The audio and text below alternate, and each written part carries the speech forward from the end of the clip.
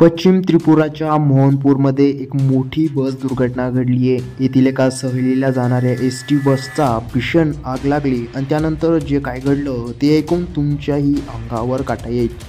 नेमकं काय घडलं ते पुढे बघा। त्या अगोदर आपल्या चॅनलवर नवीन असाल तर चॅनलला जरूर सबस्क्राईब करा, जेणेकरून अशाच प्रकारच्या अपडेट्स या तुमच्यापर्यंत पोहोचत राहतील।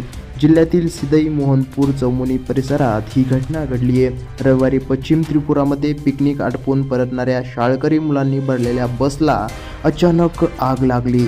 जनरेटरचा स्फोट झाल्यानंतर बसला ही आग लागली आणि काही वेळातच संपूर्ण बसने पेट घेतला। शालेय विद्यार्थ्यांनी भरलेली बस तत्काळ बाहेर काढण्यात आली, मात्र नंतर या अपघातात अनेक विद्यार्थी दगावले, त्यामुळे 2 विद्यार्थ्यांची प्रकृती अधिक गंभीर आहे। बसला लागलेल्या आगीच्या घटनेत व्हिडिओही समोर आला आहे, जो खूपच भयानक आहे। व्हिडिओ पाहून आग किती भीषण होती याचा अंदाज येतो। प्रचंड धुरात संपूर्ण वस्तू जळून खाक झाली। बऱ्याच प्रयत्नानंतर बसमधील आग विझवण्यात आली।